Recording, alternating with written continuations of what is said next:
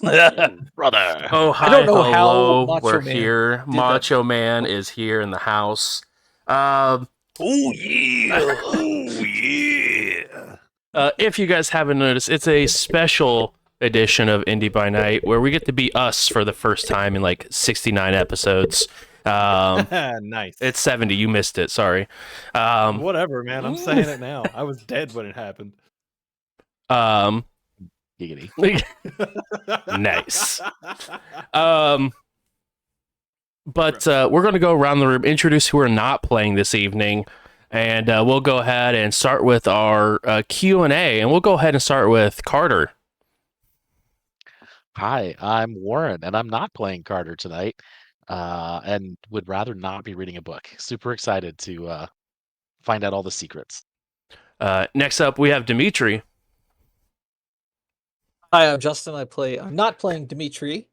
Sorry, I was Gotham. supposed to say I'm playing Dimitri. And yeah, I'm excited to get answers to this whole list of questions I have. So I'm so nervous. I have to be honest. Where's your accent go, bro? Exactly. I thought that was just Justin. I'm happy. I will admit my next character. I have no intention of accents. It's the best. However, I could be talked into doing a French accent if necessary. Next up, we have Isaiah. Hi, I'm Rob, and tonight I'm not playing Isaiah. And I love accents. I think that doing a character voice is always my first choice, and it's when I get tired of it that it gets hard. That's fair. And last but not least, we have some old rusty bones. Is that me? Yeah, sorry, I just that's you. unmuted. Yeah, that's you. Oh, hi. You're the rusty bones. Dusty old bones full of green dust. Hi, I'm the artist formerly known as Michael and also Claudius. I'm Ian. It's cool to be here. First time caller, long time listener. Thanks for having me. Yeah, of course. I'm glad you were able to clear your schedule to join us this evening. Booking has been a pain. Oh, it definitely has been, especially when I've been dead for the last however long this is. Just an episode. Yeah. Feels like longer. Yeah, it really has. And we will have Eva Hill shortly, but she's wrangling some tiny kindred, and we all know how that goes. Classic. But I guess we'll go ahead, let everyone know that we are going to be doing Q&A for this evening. So if you have any questions about the entire Chronicle, I have all of my notes up, and we will go ahead and answer the best I can. We'll be taking members from cast as well as from the audience. So be patient. If you ask a question, I will get around to it. Promise. And we'll go ahead and go around the table again until someone just doesn't have a question, and we could just, it's been very laid back Q&A. We're just going to hang out and chat about it. So if you guys have questions or other things pop up and because of other questions, let's do it. So we'll go ahead and start with Warren first, because we like to go around this table in a circular motion in my head. We do. This is how the group Discord is just how I sort of imagine our table being all the time. So we'll go ahead and start with you. Do you have any questions you would like to have answered? Yeah, I'll start with a softball. Okay. What percentage of the final story, as it turned out, did you think might be, like, how close is this to your original plan? That went out the window in like episode 3 or 4. And then we sort of overall, I assumed that you guys would come to Primogen level by the end of it. Whether or not it was going to be the Primogen of Indianapolis, I didn't have a plan for exactly.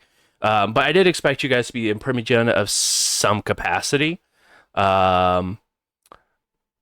So I guess you guys didn't hit that goal, except for like Eva, who was a Baron at the end of it. So sort of, I will say,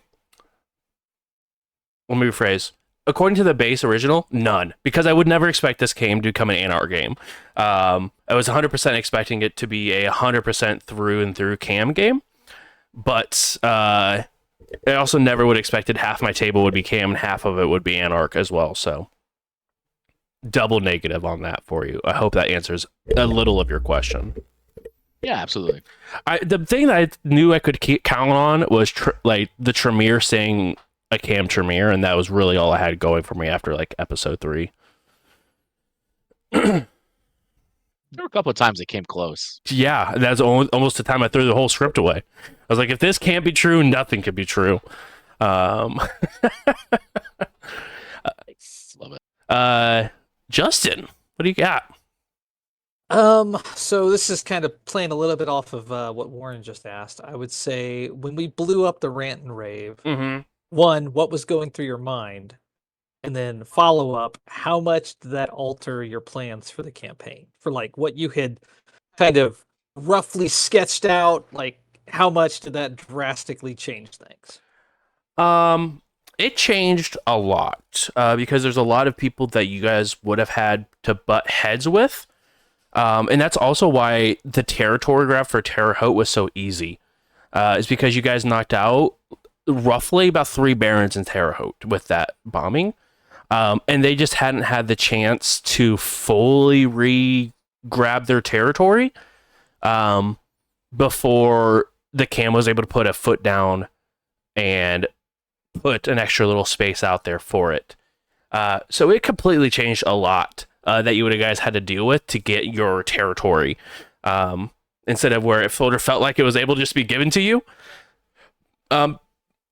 Because it sort of was, because you guys did, even though it wasn't what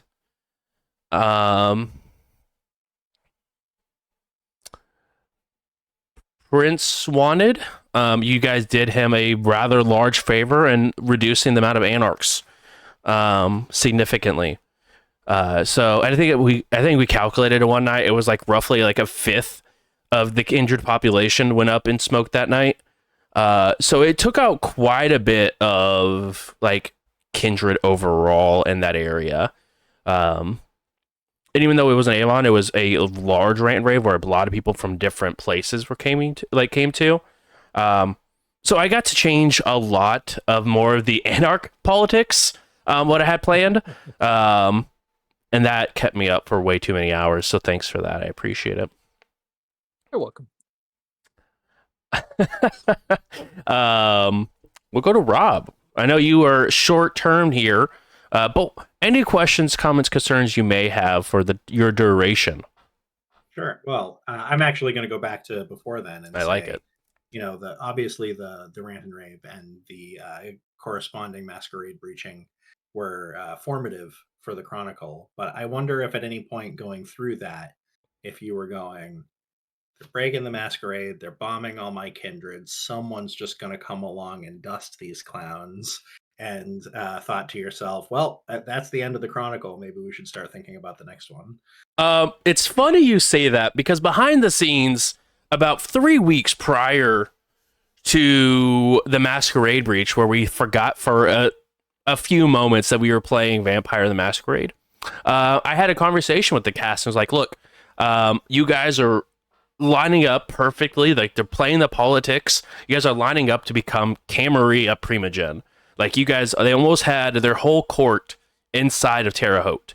I said, this is where you're lining up to go to. Like, you just have to more or less get the chess pieces across the board to get there. So I was like, get ready, like, you know, in a couple episodes, we're going to start wrapping up. So I started thinking about where we want to go for the next Chronicle. Or if we want to do Vampire again, if we want to do whatever we want to do. And then they decided to breach the Masquerade. And I thought right then and there, whenever they sort of split and half of them faked their death, I was like, man, this would also be a really good time. Just sort of cut it. But I also saw there was a lot of story threads, especially like that meant a lot to the characters as well as to the players that were not wrapped up yet. One that I definitely had in mind that really kept this Chronicle going was Eva's revenge arc. On a huge portion of the Camarilla, specifically Nessa. that really fueled the drive for it, and Dimitri got buy-in because of that as well. So it sort of began to wrap in to wrapping up that chronicle. Michael at that point was still blood bonded. So there was a lot of different interesting things that could have happened. So realistically, it was just the fact that I would have felt bad for cheapening out a lot of the story that we put together to go up in flames like that and then never get to hear the rest of the story. Where we got to see really cool points of that. Speak of the devil, and really cool points of seeing the coming back surprise portion in the last, I don't know, 20 episodes we got out of that. So yeah, it was definitely a moment where I thought about it heavily, and you guys almost completed the campaign how I had originally imagined it. And we just forgot for a single session what game we were playing, and it sort of changed the entire story. And I was like, this is sort of cool. Because I feel like a lot of Let's Plays and stuff, you get a Cam story or you get an Anarch story. But I feel very rarely do you get a transition story from Cam to Anarch, where you had what we had, where it's sort of split half and half. It was a huge divider for the quote unquote group. So I hope that answered your question. Everyone in chat, please welcome Eva Hill. Welcome on in. Eva, who are you going to be playing this evening? Me, myself, and I. There we go. Eva, do you have any questions that you would like to have answered based off the entire chronicle? And yes, he has been exclusively referring to us as character names, I think, because he's not ready to let us go yet. Absolutely. I don't know if I'm ready to let go yet. There we go. That means I did something somewhat right. I'm curious to know, Matthew having those documents. What were they, and would it have changed any part of our beloved club that we had? The documents were a list of all known kindred in the area, and quite a few of their haven/safe houses. So it could have been very interesting if the coterie could have got their hands on, because they could have definitely forced their hand on a lot of different issues that they were seeing with the Camarilla overall before the destruction of half the coterie. And one of those people that they had was actually Nessa's haven. So I could have absolutely seen a part of the story where Dimitri and Eva just go and just kill Nessa in her haven. So yeah, I think it absolutely could have changed, one, how the story ended, because you guys could have just been probably Primogen of Indianapolis with the amount of information that you would have had available. So yeah, that's a lot of sized information that also they lost when Michael ran off with it. Matthew, not Michael. Sorry. I was like, when did I run off with a bunch of information? You don't remember that? That's so weird.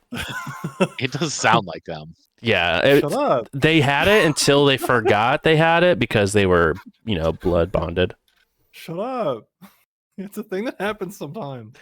Oh, yeah, we know. Let's go ahead and go to you, Michael. Hi. So like I said, long-time listener, first-time caller. Thanks for having me. Of course. I have a couple, these have all been very good questions for Bruce, and I feel super outclassed by my questions and rather selfish with my questions, because I read The Room my first episode in as Michael, and I want to know if I had a valid read, because that kind of super influenced the way that I played Michael moving forward. So my question is just kind of to the folks that were around. Sorry, Rob, not trying to exclude you there. First impression of Michael. I know how I thought y'all's first impression of Michael was, but I want to know if I was right. As a storyteller, that first impression, I thought you were dying on the spot. I gotta be honest. Like, I thought we had this cool I kindred blame rolling in, Benny. and I 100% thought that the two of you were both gonna be just dusted before the scene was over. I 100% blame Benny for that one. We'll go ahead and start with Warren. Benny pushed it. Yeah. Yeah, Benny definitely pushed it. I sort of remember it as like, oh look, this person who's working for this person we really don't trust pops up, and they're like, oh, it's cool. I'm really just all about the money. I'm totally mercenary. And Carter's like, what? The money? What the hell are you talking? Like the money? What do you need money for? Drugs. I just remember Carter being very confused by the mercenary style. Justin. Hell yeah. Yeah, I really had to do, and if I'm being completely honest, a fuck ton of metagaming to not just because if I had just been playing my character, bro, yeah, Benny would have been dead. And the fact Benny that for Michael was sure would with have been him, dead. he very likely would have went down with him just because. That's And it had totally nothing to valid. do with his personality. It was just the way they introduced themselves to us. It was very not Michael per se, but Benny was very aggressive, and his whole like shtick was just kind of too much. Yes. And it was really close. Like I was on the verge of like flipping a coin and being like, okay, I've got this fucking AR-15 under the fucking couch over here. It's got phosphorus rounds. It just pay and spray, unload the magazine, and we'll just call it good. We'll sweep up the dust and throw it in the garbage can. No harm, no foul. Valid. But I mean, I think as kind of time went on, we saw the kind of bond that developed between Dimitri and Michael. And I think that's because they came from similar backgrounds, valued similar things, just out to have a good time. Oh, 100%. Hell yes. I love that. And Hannah, what was your impressions of Michael on?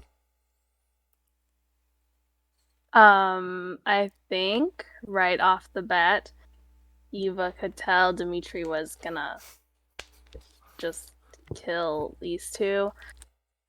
And Eva definitely knew it was more the Benny part of it as opposed to the Michael part of it. And I think I just kind of felt sorry for Michael at first, just because I was like, you're getting like bombarded by Dimitri because he's annoyed at Benny, and that also included you with it. And so I just remember like the right away when I realized like, oh wow, this is gonna turn really bad. I think we ended up going to the pyramid together. Yes. Like leaving the bookstore. So I think it was more out of desperation of like, I feel bad for you and we just need to get the hell out of here. So Please don't die in my bookstore. yes.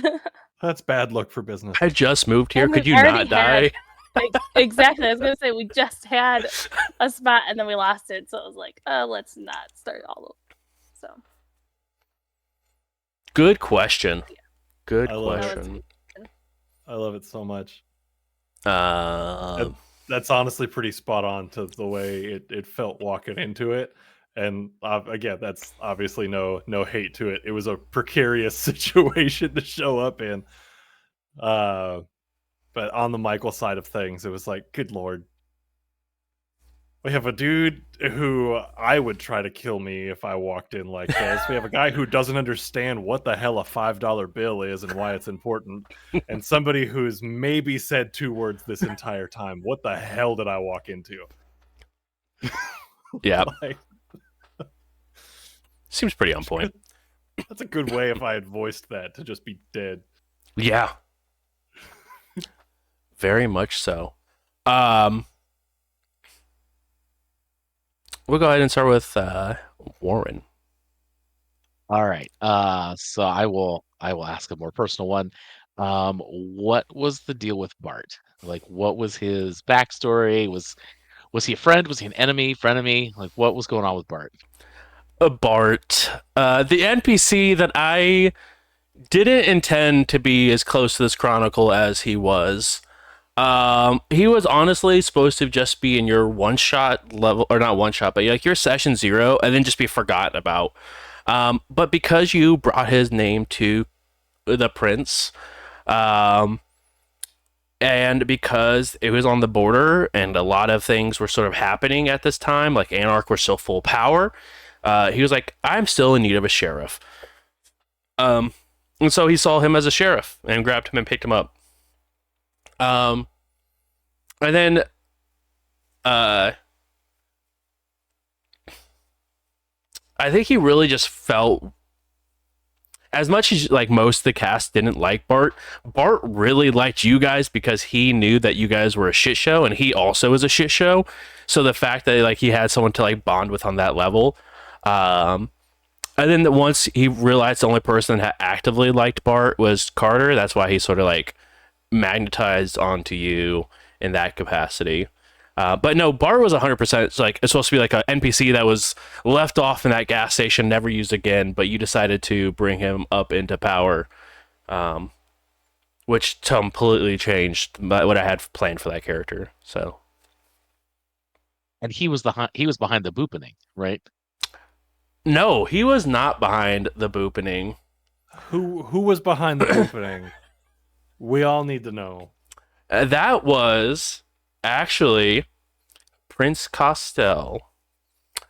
But Benny was using some powers on the prince to make him unstable.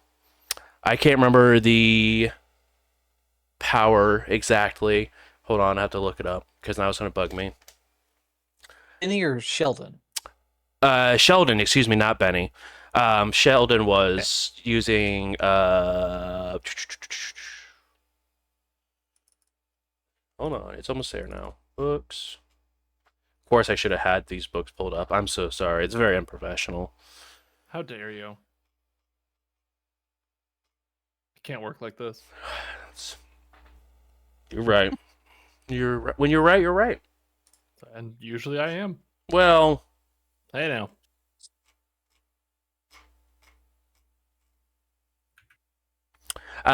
Dementation was using dementation power, where it puts a kindred into like a episode, and that was part of a plan worked with Nessa to try to have him permanently unfit to be prince, so she could take his spot. So that was just him having a mental break and not realizing who or what he was talking to. And so he would just try to play it off as best he can, but occasionally he just had to boot people. And by people, I mean Carter specifically. It felt very targeted. It was very targeted towards you. Maybe he also felt bad because he's like, hey, I need you here to advise. And then went on a non-advisory trip for like 2 years of your own life. Yes, that was not Carter's forte, but that's okay. It worked out. Yeah, I mean, it didn't not work out, Didn't really work out for Costel. Yeah. But, so yeah, that is the boopening. That question I knew was coming up, so I appreciate it. Justin. So, given the amount of resources and effort that needed to be expended in order to make it happen, why was Eva targeted several years before she had any status or influence within the cam to create a doppelganger of her, to take over her life? Like, what was the end game? What was the thought process there? She was one of the few individuals that were new enough to the cam, where Nessa wanted to experiment with a group of younger kindred and see if a doppelganger could replace them to better mask their death. So that way, like, because there's the mask background or quality. And she was more or less trying to make it easier. So like, no, he's like, you don't have to worry about buying a mask if you have a doppelganger that is you. And so she was actually one of 8 individuals who had their whole lives just replaced behind the scenes, where Nessa was working with the Zemitsi clan on trying to perfect it the best that they could, and hopes to turn around and sell it as a masking option. So if that's the case, who tipped us off and who killed Jane? And why?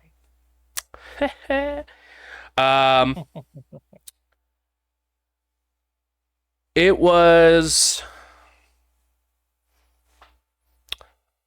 a way to keep Eva under control, because Nessa realized that Eva was coming out of her shell a little bit more, based off the breakdowns that the different people of the Primogen had the conversations with, based off of calls you guys had made to different members of the Primogen, and sort of like conversations overall.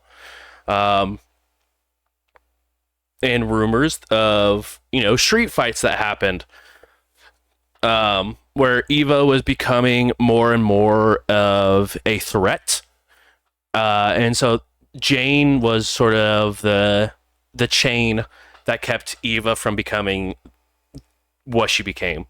And honestly, they expected Eva to turn Jane. They weren't expecting Eva to just let Jane die. And thinking that her humanity would get the best of her because she was still so young, that she wouldn't make the right move and like letting her die. Is what she just wasn't expecting it. But the person who did it was...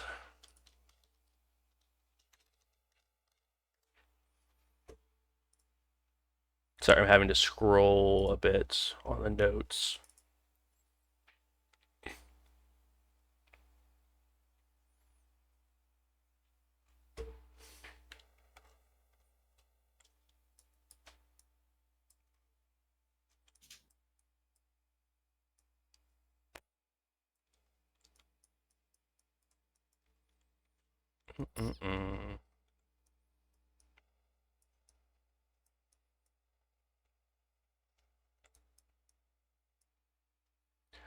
Oh, who is it? Where did she go? Hope you guys enjoy my singing. It's beautiful. Thank you. You sounded auto-tuned without auto-tune. Thanks. I think. Not thanks,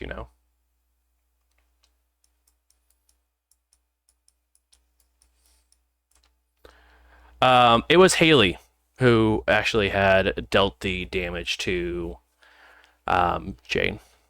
But so we did the thing while you guys were having your meeting with the completely dark room. And Haley was the one that actually stabbed Jane and left her in the tub, which was very difficult to sort of let stay hidden after tasting Eva's blood, because Haley was the one that you made the deal with and actually tasted her blood, to try so that she could try to get some of Bruja powers. But Haley was the one that was behind it all.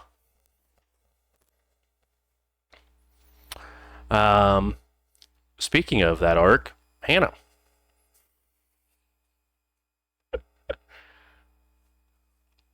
I'm gonna go with the lady who was at the Grove who I ended up letting leave the grove. I'm assuming, but my question is, did she infect everybody there? And then 2, if I would have stopped her, would I have recognized her? Yeah, she did. In fact, was the reasoning behind it. She had a very early dose of some chemicals that they were testing on, seeing if it worked on kindred. It was definitely 100% lethal to mortals, but they were trying to see if they could grab kindred in the net as well. And once it went off, there was no sort of way of contaminating it or containing it. So that's why she got out as quickly as possible to hopefully avoid it. If you would have caught her, you would have recognized her as one of the people you actually like drove by whenever they were having the big fight outside when you guys broke out Baron Joshua from the SI building. She was actually one of the people fighting in the streets. So you would have been able to recognize her as one of those individuals. But yes. But you also, if you would have stopped her, would have been able to find out that there was indeed an antidote as well.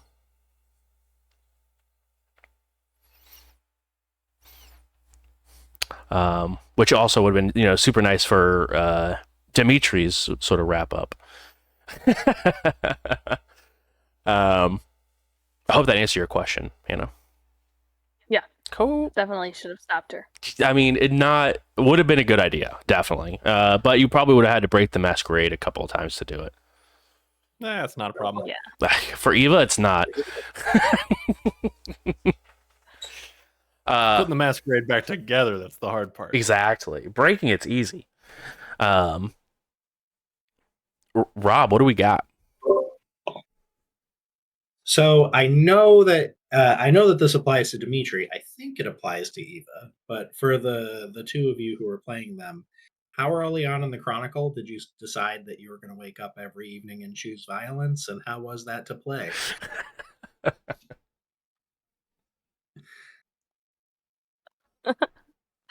I don't think it was the intent of Eva to be violent, especially at the beginning. Like, she was just keep your head down, make everybody happy. But little things here and there were pissing her off. And to kind of just, and, those bestial failures rolls definitely start, taught Eva the gruesome side of things, and she kind of liked it. So after a while, she just I was know like, a yeah, little this bit is more my of the life. story, but Isaiah knew the two of you for I want to say 4 nights before narrative wrap up, and I think that his takeaway at the end of night 4 was, God, if the two of you live like this is exhausting. It really was, though. Tell me about it. The phrase "damn bitch, you live like this" comes to mind. Yeah, with Dimitri, I really decided that, he spent the majority of his unlife in a country that valued life not at all. Human trafficking was common, murder was common, it didn't matter. Life was cheap. And so for him, he embraced the monstrous side of him. It was the human side he struggled with. And it very rarely came out, like in the time when he kind of canceled Eva to not save Jane's life, because he's like, don't do this to her. She'll hate you for it. He's like, I'm a monster. I like what I am, but I don't think she would. So yeah, he thrived on it. I mean, I've said it time and time again. I live for this shit. Going into a situation where he didn't know if he was going to come out alive was kind of what he lived for. So yeah, he was going 110 every day and dragging everybody along with him. Yeah, I was gonna say, like, I feel like with Eva, she had two choices, Carter or Dimitri. Like, and Carter's way to her was boring. Like, I'm not gonna go around reading books and figuring out Right. all this blood sorcery stuff. And Dimitri's like, yeah, we're gonna do this and this, and I'm like, okay, it's like sounds good. So it's like the prince was told Eva at the beginning, these are your mentors, basically. So I mean, I got mentored pretty well by Dimitri there, and I mean, now Eva and Dimitri are, well, they don't really know each other right now, but I'm they were proud best of little for a while. hatchling. Yeah. Woke up and chose violence on the daily. Ian. Oh man. It's a question for you, Bruce. When I joined the cast, we sat down and our conversation was very incredibly hand wavy. I'm gonna put all this out in front of everybody so you know. Because we didn't know how long I was gonna be a part of the story, because I was in a weird spot work-wise and all this stuff. So like the premonition that was had where Michael was kind of like fading in and out, like that was kind of setting up the fact that I could be leaving. Things worked out. I got to stay. How much of what the fuck happened to Michael was things that we had vaguely kind of hand waved away, and how much was it you just trying to stick it to me one time for the one time? As much as I would like to think that I'm that heartless, I don't actually think that about myself. I like to play that. I like to play that I am. But I don't really think that I am for the most part. A lot of it was a lot of hand wavy, especially at the beginning. But once I like realized, and then once we sort of had the conversation and knew that you were going to be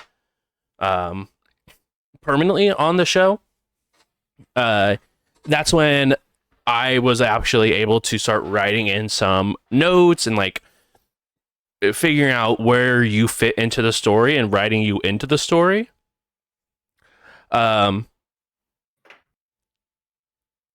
So I will probably say it probably took, I think, about 15 sessions before I realized that you were going to be actually part of the story, because like everything sort of lined up perfectly for you to be part of the main cast. And I sort of realized, okay, this is probably a good time to start adding Michael into some plot threads here. To go ahead and get that ball rolling for the exit. It sounds like it took us both the same amount of time then. Yeah, just right about episode 15 is where I really started to feel like I kind of hit a stride with Michael and really like understood who they were and were kind of able to live in their head kind of thing. Yeah. So that works out. I like that. I'm glad. Yeah. But to answer your other question, yeah, no, 100%. Every time I could try to kill you, it was up to 15. Oh yeah, no, I figured. Yeah. It's game time all the time. All the time. Kill Michael time. Oh, dude. Or make you run away, one of the two. Okay, that one hurt. Like, I was so ready to show up. Carter and I were going to do the thing. It was going to be great. And then it's just like, oh, nope. Haha. Like, it was great. What an absolute punch to the ego for Michael. It was amazing. Warren.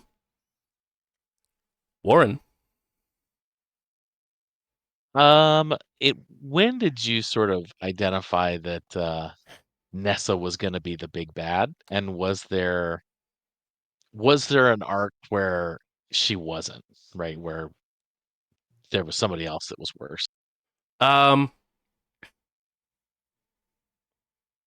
I will say probably the second arc, because I consider everything going into like whatever chapter 2 was, that's when I sort of realized how big of a part Nessa was going to play in it, because she has been around she's the oldest at that point, was the oldest member of the Primogen, and still without a crown ever. And she was getting tired of playing the long game, and Costell was playing it very loose and fast. So she sort of realized that was maybe going to be her chance into princedom. And really, I didn't think that anyone was going to be bigger or badder than her. Obviously, besides maybe the unpinning of the Bruja, that was supposed to be just left in the basement, but someone decided to wave a blood bag in front of them. It was one time. Yeah. And you woke up an antediluvian because of it. So I think that's the only. Wouldn't have done anything for him anyway. He was just being butthurt to be mad. You know how you look at a steak and it's not cooked the way you want it, but it still smells like a steak? It's the same sort of thing here. Dude, I was thinking it's more like you have a hungry pit bull and you're walking along the fence and you're shaking a steak at him. Yeah. And then you run out of fence. Sort of what happened. I think the antediluvian, depending on how you guys handled it very diplomatically. You also let Eva do a lot of the talking, which was another person of his clan. That was the only other person that I could have seen to be the big bad, because he would have tore through the tower if you guys would have given the tower a bad image. And then it would just been a completely Anarch campaign, and it would have been glorious, and we guys would have been here like 30 episodes earlier. Why didn't we just do that? You guys sure as hell tried. No, Dimitri's out here like, nah, I gotta hit the prince with a car for style points. In my defense, I was trying to kill the antediluvian. Exactly. Not a defense. Nah. Very much an offense. What do you mean not a defense? Dimitri's out here driving like, y'all like the Fast and the Furious franchise? Watch this. My driving sucked, and I still like rolled my max. I think I got 2 critics. Yeah, I think you 2 literally crits on that. yeah, So it was like disgusting. fucking 8 on 4 dice. Yeah, it was just insane. Dimitri over here, hold my blood bag.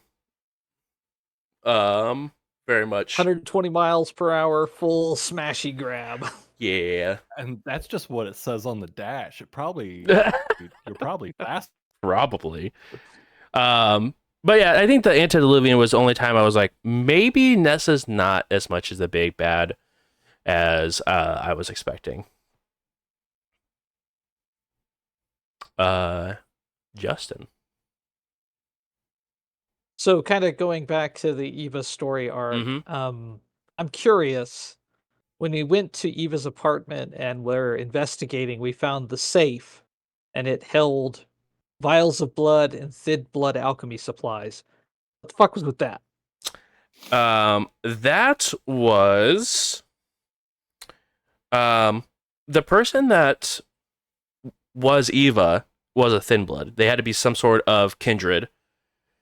To be worked into. You guys just questioned her and then straight up killed her. But she died so like as a mortal would. Actually, you guys didn't kill her. No, I don't the think we antediluvian. did. Troil did. Yeah, antediluvian did. But yeah, she was actually thin blood. So it was actually her alchemy. Gotcha. That she had to keep using to try to keep up the appearance.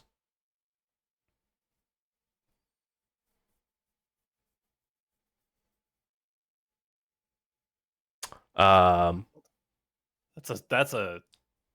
a story thread I forgot about. Like there's no way that you could forget like Eva letting Jane die, but that same night was the whole night with other Eva. I can't remember what we were calling her. Beverly. Beverly. That's what it was. Thank you. Like I kind of completely forgot about Beverly because it was like, shut up, you're not important. It wasn't.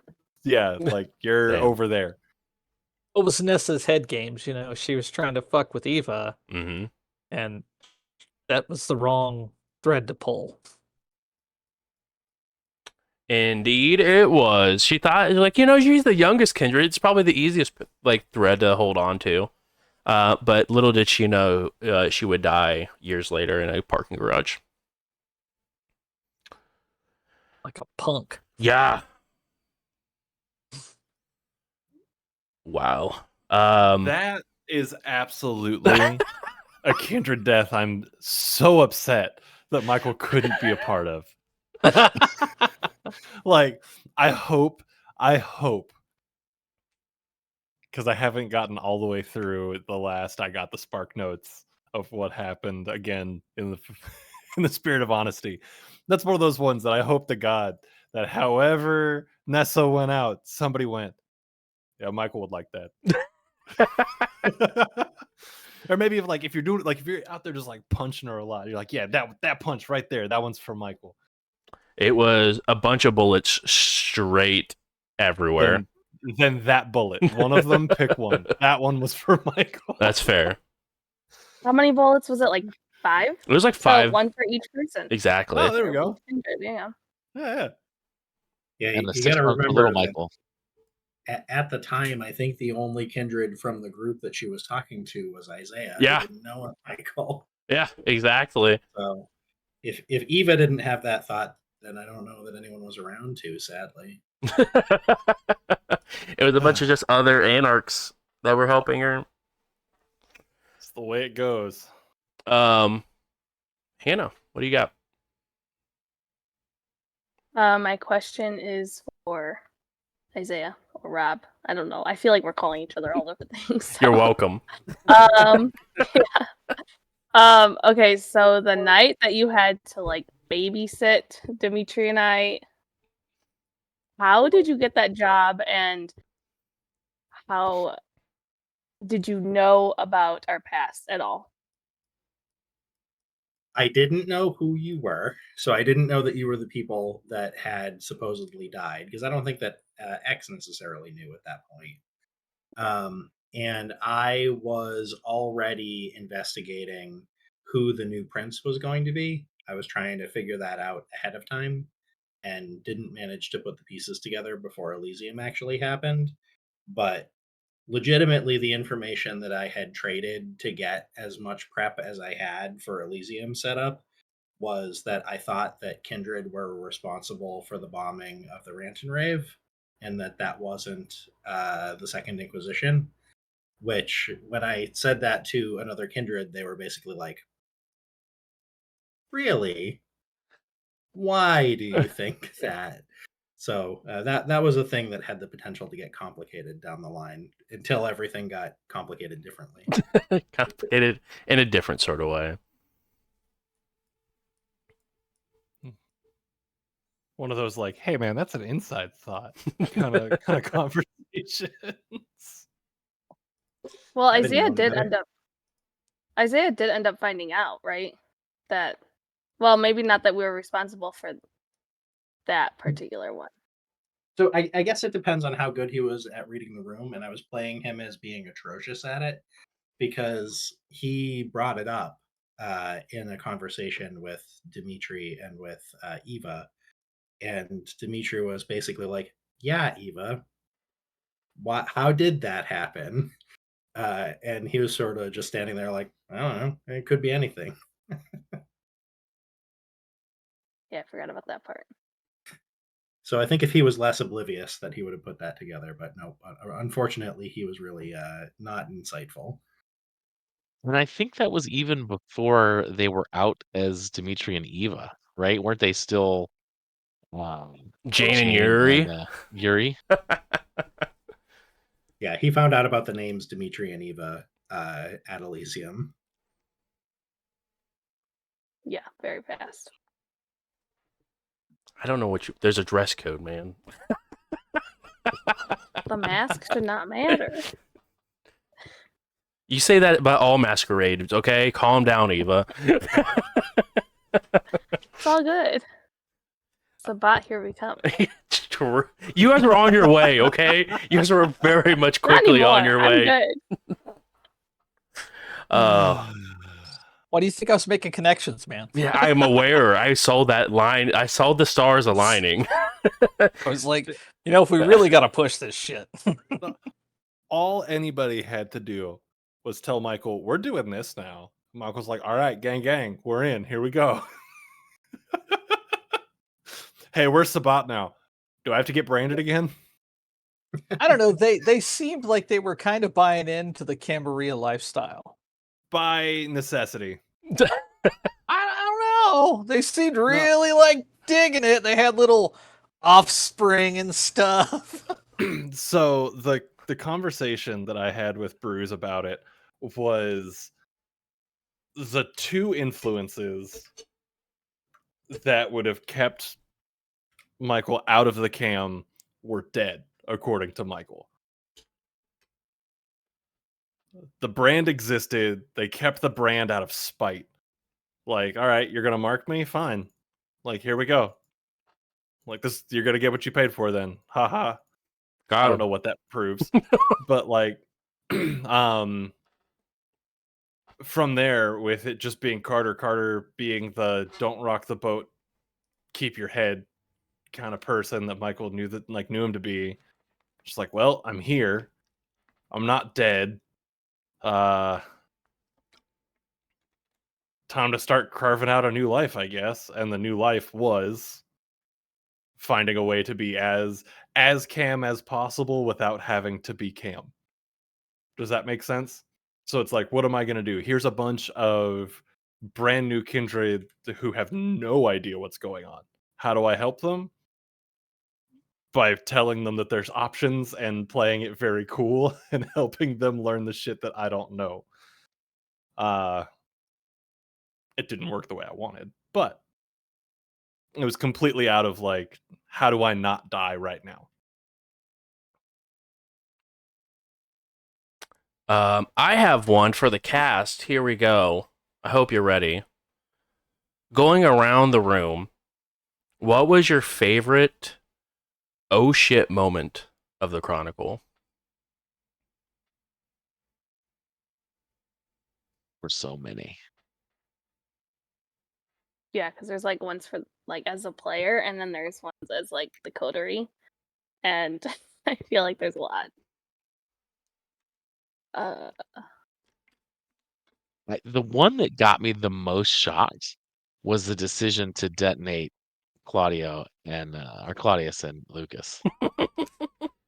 That one was pretty wild. That one I was even surprised by until we had the the deafen conversation, and they're like, "This is what we're gonna do." I was like, "Oh, yeah, I agree." How could you kill such an instant classic fan favorite of a character? Fan favorites. I'm inferring. I'm reading into this a little bit, but I mean, look, Justin loved Claudius. Dimitri didn't give a shit. That was rough. I'm playing Claudius in our next game. You can't stop me. Well, yeah, we helped to one- stake him. I'm sorry. The other moment, and I think we'll all be there on the same page, was the help's not coming. Because that was like, oh, holy shit, Eva is scary. Yeah, that was definitely one of the first times that I was like, oh, this is how this Chronicle is going to go.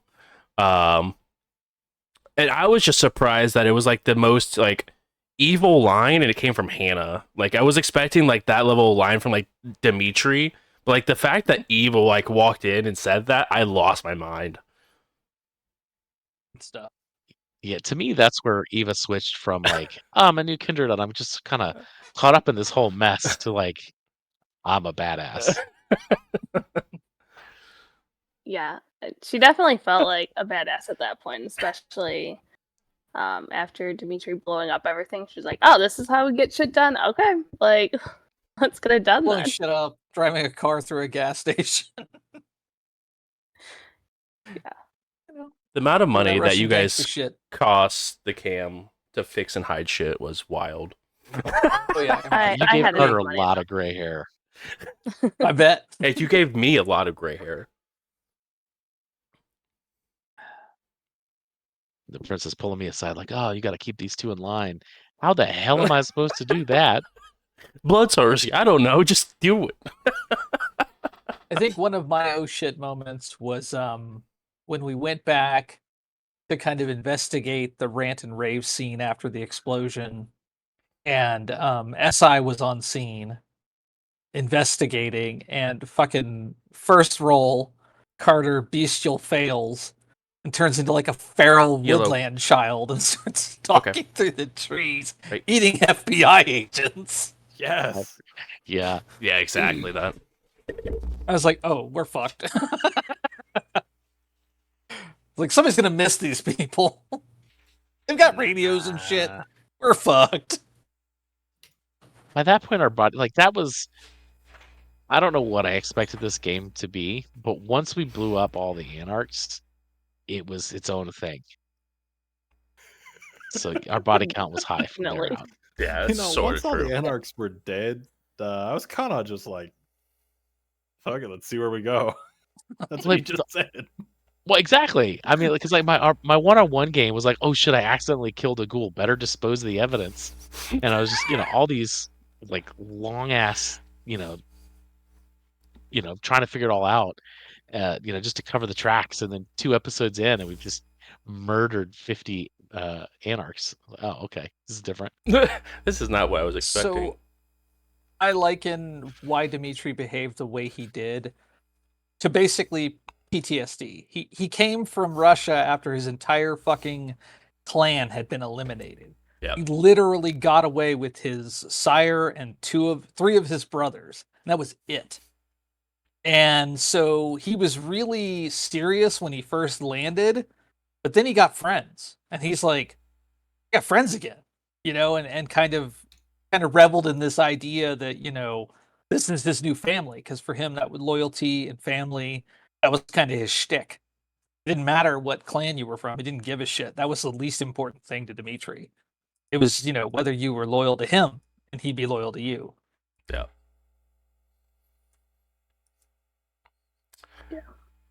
And we talk about like Eva being evil. The time that Carter made that guy eat his friend. Oh, absolutely. What in the world? I mean, Or I don't think suck there's the a blood out of single- that guy. Yeah. I like don't think there's 30 a yards single away. way- There's not a single way we can justify anything Carter did as Oh no. not monstrous.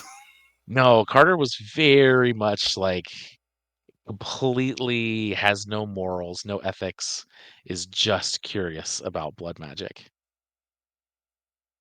We also talk about the fact, like, yeah, wait. Rob, what about you? Dominating Eva to kill Dimitri. Oh, I guess asking's not working. I'm just gonna make it happen. They tried at least to ask very kindly, but will you just do this for me, please? Yeah, I'm not convinced we should have survived that. I tried really hard not to let you. I'm gonna be honest. I tried really hard. Yeah, you single-handedly saved Dimitri's ass. If you hadn't have made the decision, you could have literally sat in the corner, not gotten involved, just let shit shake out, and then quietly walk away. But you decided to put yourself out there and, got Dimitri where he needed to be, and he could create a distraction and get away. Yeah. If it hadn't been for that, I was fucking smoked. I'm curious what that emotional roller coaster was like for Dimitri. Oh, he just saved me. Okay, now I've got a haven to stay in. That's full of a bunch of stuff about this Inquisition guy. Yeah, at that juncture, he was just in like full fucking panic mode. And, you were literally the only person he was willing to talk to for more than 5 minutes, because he was pretty certain that you weren't tainted by whatever the fuck was going on. So, he was like, okay, I'll trust you. And then, yeah, we show up and here's this fucking grand wizard with he's like, you got like, you're subscribed to his podcast and you've got a fucking leaflet on your table for him. I'm like, what the fuck is this? I will admit, out of character, that was a big oh crap moment for me, because like Isaiah just wanted to be a good boy, so he went to church every Sunday, and then I found out of character that he went to church every Sunday with somebody who was trying to kill him and all of his friends. Yeah, that was a surprise that I even pulled on Rob. I was like, hey, I just realized I made a horrible person out of your touchstone. Hope that's okay. He's like, yes. Yeah. Oh, that's amazing. That's I awesome. love that. I was a little sad, but I understand how we got there. I was like, I'm gonna have to go through playing through Isaiah killing his touchstone. I took care of that for you. At least you came to that realization yourself, and you didn't have Justin saying, "Avoid the situation. Just kill your touchstone." Just do it. Like, okay, so Put a bullet in his head. yeah, my oh shit moment was the moment I realized that Michael was dead. Right, like that was the biggest one where it's like, no, I was feeling pretty confident. I got hurt, but you know what? We keep trucking.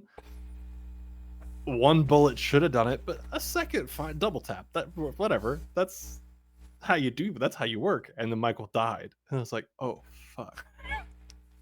But going into that, Bruce, you weren't in the call yet when we were going over how the hell Michael's gonna get out of this, and that was legitimately a suggestion from Justin. Just get up on the roof, put one bullet in your touchstone, and leave.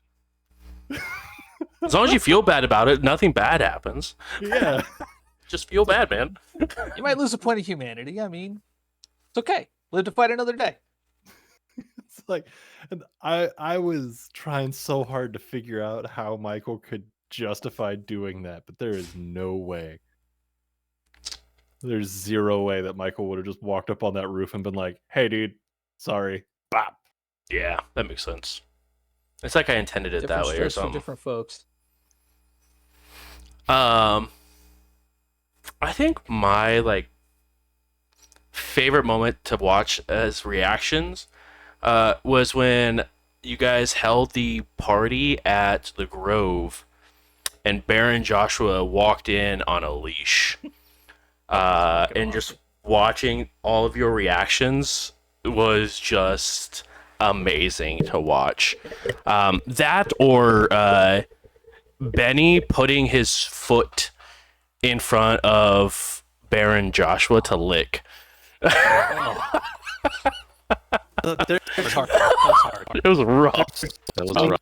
times that I'm surprised, like while Benny was still around, I'm surprised we didn't just die because of some bullshit Benny did.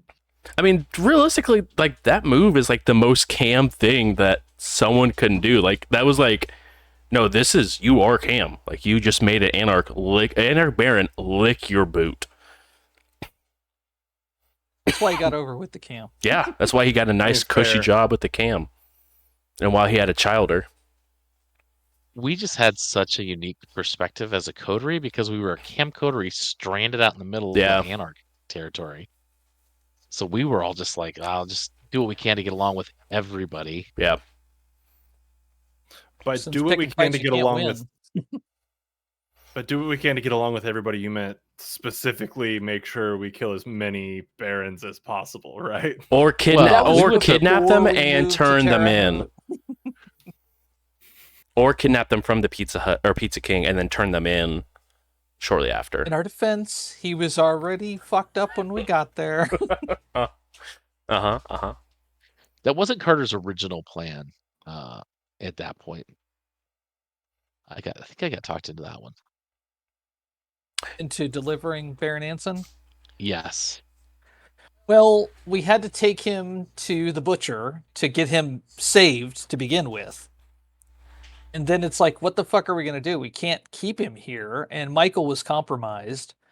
You know, it was going to take Nessa asking one question, and then we're harboring a fucking Anarch Baron that the prince had tried to kill, at least according to video footage we had. So it was kind of like, we kind of have no choice. We got to turn him in. And I actually think you guys weren't even talked into it. Michael made that phone call on their own. Sell me out again, Bruce. You're Hell welcome. yeah. Oh, that's right. That's great. They did.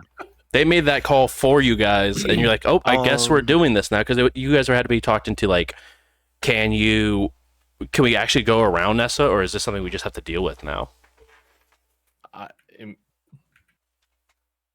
In Michael's defense, this was. It's gonna sound like it's not very good defense here for a second, but hear me out. This was before the blood bond and when Michael was strictly just a contractor. So you hey, sold that out was- before the blood bond. Understood. I sold That out was- because I was actively working. That's fair. that Carter still doesn't get. Like sold out for cash. In this For economy, You have a Ridiculous. place that you can live. I live in a truck. I wouldn't Yeah, expect somebody by whose blood isn't choice. fire, literally. by choice of being dead and now having the fuel of a the- jet in your body. Exactly. I'm sorry. Show of hands. Which one of us in this room will spontaneously combust? I just want to let you know We set down roots. that almost was the way you died. By the way, they were thinking about having you staked and letting you sit there until you combusted. Ugh. Man, fuck Randy. All my homies hate Randy, alright? That guy sucks. Hey, we never resolved that, Bruce. Were Oh. we able to get Randy too? Um, I know that was going to be a tough one. it would have been a tough roll. It would have been, in theory, possible with your after you bumped up your connection and your resources. It would have been possible, but it was very, very tough. But once you went to fives, there's not a whole lot that you can't just throw money at and make disappear. So Randy's dead too. You're welcome. Fuck yeah. Deserved. Oh, his life sucked before he died. Right, that's fair. Good. Nah, he I killed deserved everyone it. he talked to. Mm-hmm. Everyone. Even the Starbucks I employee. hit at a bus stop. I had a truck stop. Didn't matter. They all died. Like, I was kind of hoping that Michael and Randy would get to have at least a little bit of a conversation before Michael died. And it was there. The option was there. Michael wasn't having it. Yeah. But there were so many things that just the hubris of unlife makes you think that mortals are completely incapable. That fucking guy. Yeah. Like, the best way I could explain it is Randy was to Michael as Tom was to Jerry. Gotcha. It's just like everything you're trying, I'm better than you. Stop. Like, you're not a threat. You're just annoying. And then he shows up and he's the one to put the fucking bullet in me. Like, that guy Tough sucks. pill to swallow. Ian, what question you got? That's a tough one.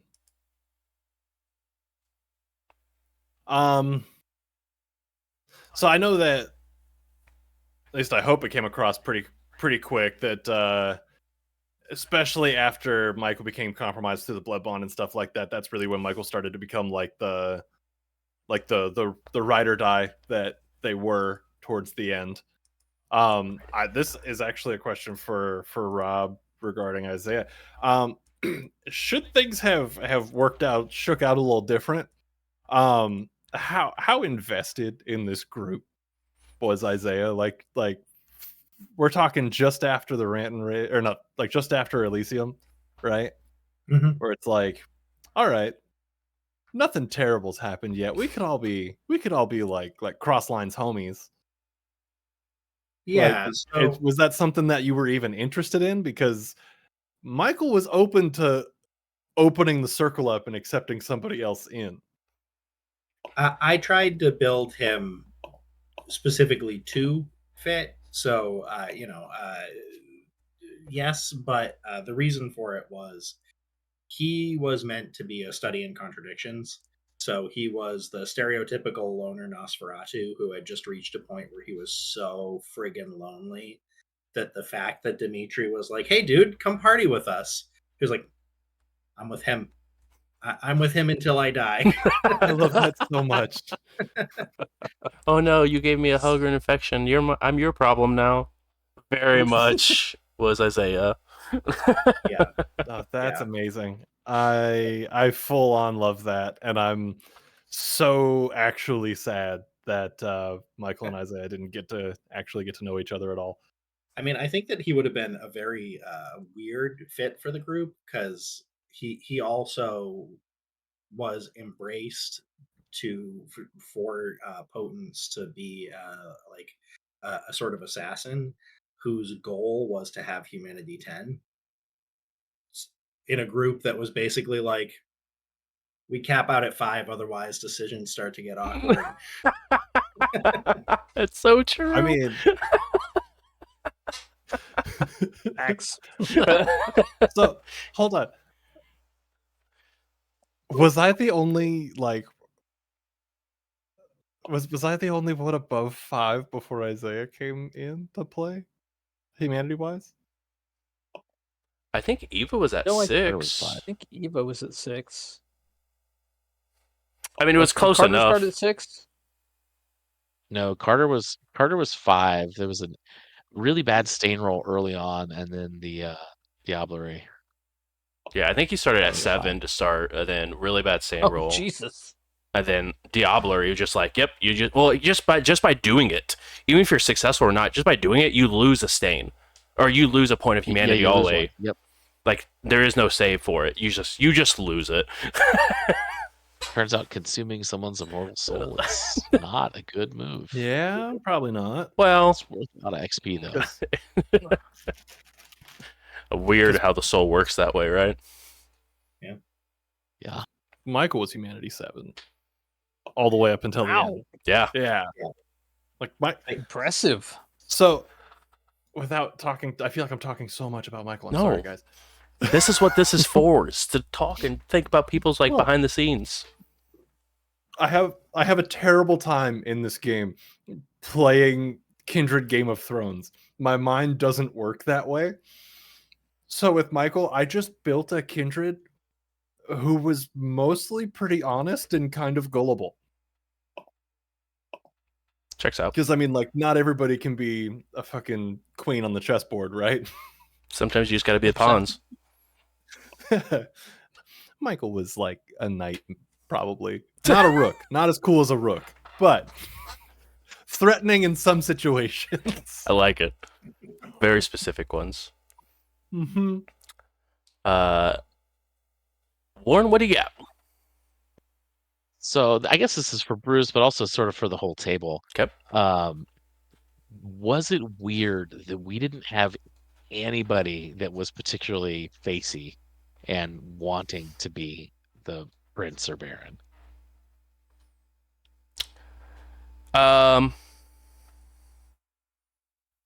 I thought it was an interesting choice. But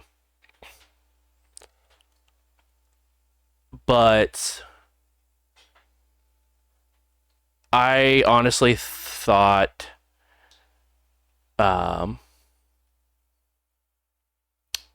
weirdly, I thought Dimitri would end up being Prince just because of Clan of Kings and because of connections and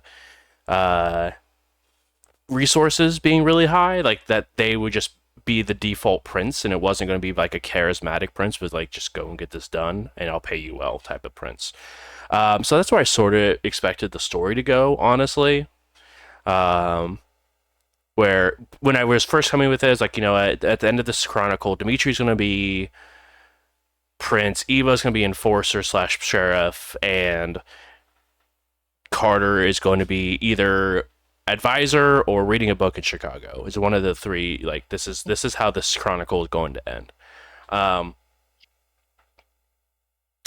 So it made it difficult for social combat, because if I would have actually used social combat, each one of you would have just been like aggravated willpower damage. You guys are never using your rerolls ever again.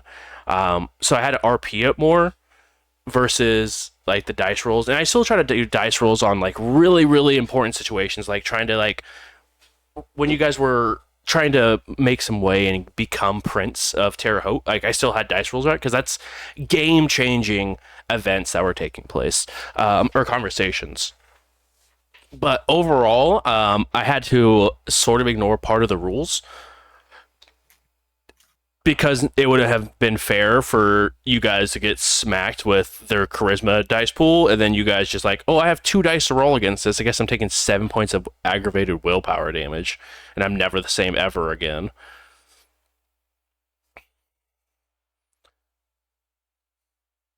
Ouch. I mean, sort of. See, and here I was thinking about characters I should play and looking at building a Nazi that's a face character, just for the irony of it. So that wouldn't have helped at all anyway. If you do the alternate Bane, you can do it. Mm-hmm. Yeah, but I just don't like. I don't like the infestation. It's gross. Yeah, that's how I I feel would about so much- Nosferatu too. And Carter, what was your question again? I mean, Warren. He just stepped away, just said but he they're just said, like, was it weird not having like a charismatic or face character in the group? Yeah, that made shit tough, especially when it came time to lie. Mhm. Because we had lots of situations where if we could have had a face doing the talking for us, probably could have walked away from a lot more shit than we did. Yeah. But because we were all such terrible fucking liars, we couldn't talk our way out of problems. That And was usually probably- made them Sorry. worse. I was gonna say you would probably had the most manipulation, Mm-hmm. but it still wasn't like the greatest. I think I could like roll 3 or 4 dice. Let's see here. I mean, the only benefit that Dimitri would have had is the unswayable mind. So that was the only. When I found that, I was like, "Oh, thank God, something that can help me resist Whatever the hell these Nessa just did to me. mind-altering powers." Yep, not gonna have that happen again. Dimitri felt very much Iron Man, and we're like, something bad happened to him, and he's like, nope, Lesson learned. this is not happening again. 100%. It was just very much so. Yeah, it felt very Iron Man. It was like, nope, this is not. I'm not allowing this to happen ever again.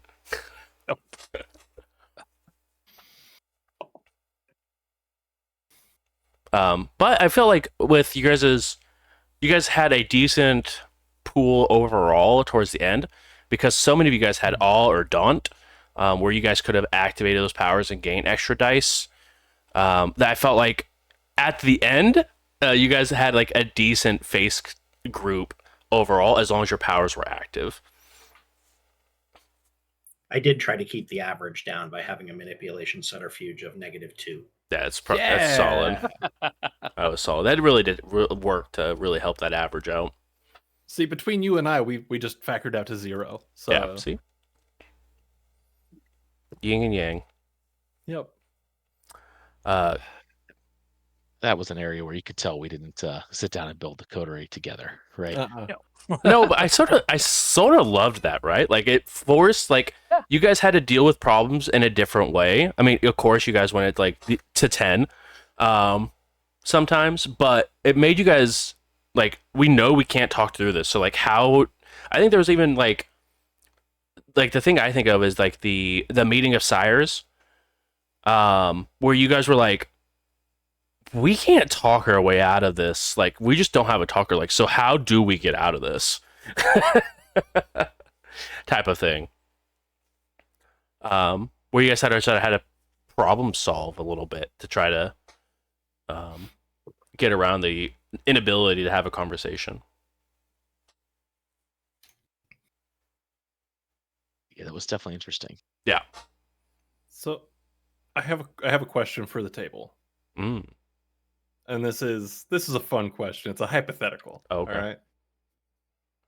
It's so we're looking at like alternate futures here. Everybody survived. Michael's still alive. Hi, how's it going? Instead of going to the box truck, Michael picks up like a bus. Right? Like a tour bus kind of thing. Where are we road tripping as a coterie? Because we're road tripping in that thing. You can't tell Michael no. Everybody get in, pick a city. Where are we going?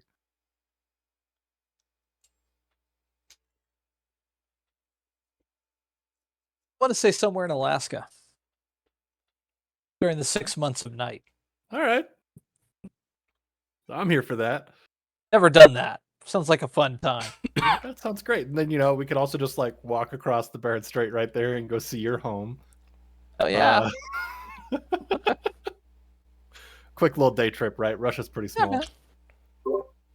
You can see it Grab from a Alaska. puddle jumper. We're good. Yeah, exactly. Yeah. Totally legal. Or kindred. Who cares about legal? Carter. Carter has Johnny Buzzkill. a detailed itinerary to take us to all of the best libraries in America. You know what? We're gonna leave him at the first library. His plan exactly. Weirdly, works out. weirdly, it's the one that's in Chicago to start the whole trip.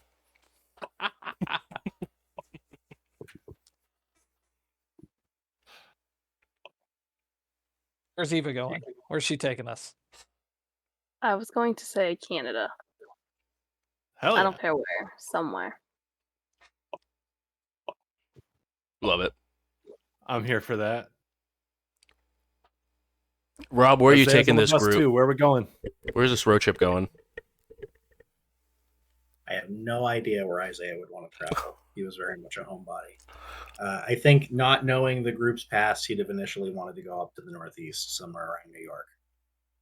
I heard they have a really big tunnel system. Yep. You know what? New York it is. It's a great library. Very nice library. So you know what? Just from what y'all told me right there, we're gonna hit Chicago. We're coming out of Indy, we're hitting Chicago, going over to New York, up to like Vancouver area, and then we're just gonna road trip across Canada itself to get to Alaska. And then we're gonna take Pacific Coast Highway all the way down and work our way across back east and end up in Miami. Perfect. And the NYC's got something for everybody. You could blow up multiple buildings with a single charge. Yeah. Nice. Yeah. Love that for you. Justin, any other questions? Yeah, a couple. Mhm. So, was Drake sincere with his offer to become a vampire? Yes, that Or was. was he playing a game? No, that was his. He already saw death on the doorstep. He knew that he was dying. And from everything he knew from being a vampire, it is life forever. And he had ideals and revenge plans that he wanted to do. So he absolutely was being 100% honest on being wanting to become a vampire. And how did he get his body back? Interesting fact, he didn't. He thanks to a ritual that Carter was able to find someone to complete, the soul of Drake inhabited that body, and that's ritual allows the ghost to have permanent residency in that body and function as a individual. But he just had to find a kindred body. So Gotcha. he came back as being a kindred, just thanks to the wonderful, terrifying powers that be for the void, as it were. And another quick one, if you guys are okay with Yeah. that. Who was in Caleb's face that we fought? And Good question. how did they know that we were involved with the death of B. Underwood, Lucas, and Claudius, given the fact that we were oh so careful to never expose ourselves to anyone, to not be seen on camera? We always use the other two as kind of our gophers. So I'm curious. I know those weren't the real thems, because they didn't do shit in that fight. They were just kind of, I think, there to kind of scare us, make us feel uncomfortable. So those were the real thems. That was Claudius and Lucas and B. Underwood. Claudia or Lucas Underwood even. Yeah. Lucas knew who you guys were. And once things blew up and you guys were no longer to be found, Lucas made the assumption that you guys were still at large, and this was a murder attempt on Underwood because you guys disappeared shortly after. And so Underwood made a call to Indy and say, "Hey, are you missing a couple of kindred who should be dead?" But that person who was standing behind was Nessa, who was changed to look like them, to look like Caleb. Caleb was still at home, heavily staked, and Nessa, being the only person who could awake Caleb, took it as her opportunity to try to once again try to show her power, and she's like, no, look, I'm the real princess, should have won Elysium.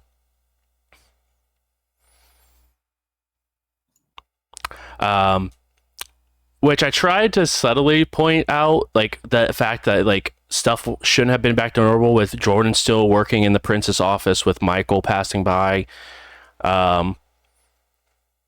It was very subtle, and Justin actually reached out to me shortly after. He's like, wait, does blood bonding work as written in this world or what? Because like usually blood bonding, all three have to be taken from the vein to actually get blood bonded. But there is a blood ritual that Nessa knows that allows the potency of the blood to stay in effect, even in a bunch or a punch bowl or something like that, perhaps. And so it was a small little thing that's like, again, either the whole coterie at this point, since Michael was very open on how their blood bonding happened, where I was sort of really like just putting it in that hopefully like something would have been picked up, where Nessa was behind the mass blood bonding, but it only works for a little bit on a large group, so it wouldn't have held forever for everyone to be under control of her. But so that means Claudius is alive, so Michael can be happy. Exactly, Claudius indeed is alive through some wonderful oblivion powers of not their own. How can you kill what's already dead? I don't know, it's Michael. Damn, too soon. Sorry. I lost 2 characters. Well, 1.5. Only one, technically. Yeah, I'm taking the half because you killed Claudius's boy too. yeah, that's fair. Charles. Charles. You know what? You know what? No, screw you guys. I'm taking 2 because Low Michael died also. That wasn't their fault though. Accurate. I got a question. Who did they execute that was wearing Bart's face? And was it supposed to be Bart until I was just sure that Bart was still alive? No, it was not Bart. Once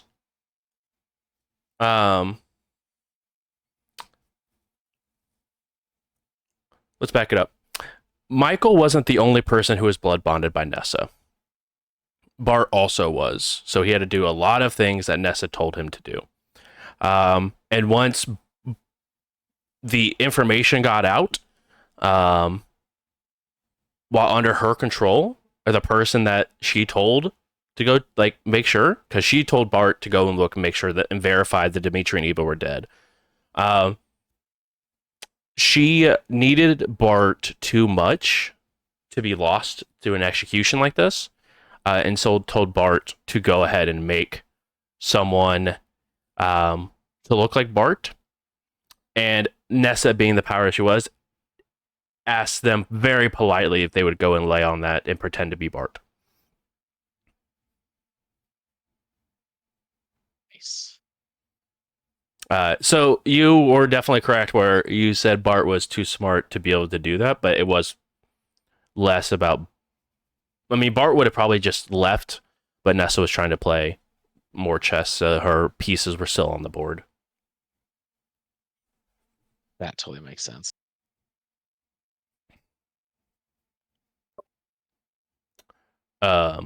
Any other questions? Yeah, the answer to this might be obvious, but it sure wasn't obvious to me. Mhm. How was Ashley's dad at the gas station and didn't die? That, my friend, is a very good question. Um,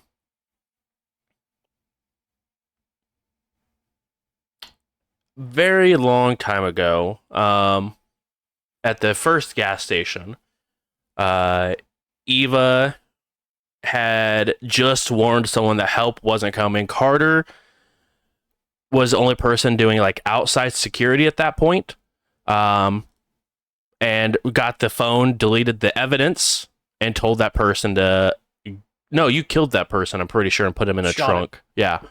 And Dimitri was still inside, gathering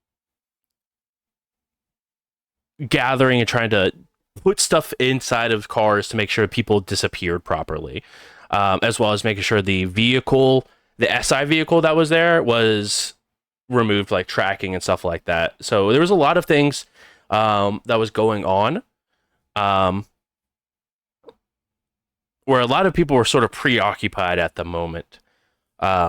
And her dad is a very seasoned hunter, and sort of realized that there are 3 people who just took out, like, very methodically, an entire gas station worth of people, and survived a gunfight relatively unfazed. And probably decided it probably wasn't a good idea to go 1v3 against whatever these things were. But yeah, it was one of those things where it's very much like he was on the outside of the situation and not directly involved, but it was a sort of a pass by. Yeah, I think the hunter was the big revelation that for me, since in my head I was like, yeah, he was just wandering by, sipping a Coke. Carter was looking the other way. So did he recognize Carter? He did recognize Carter.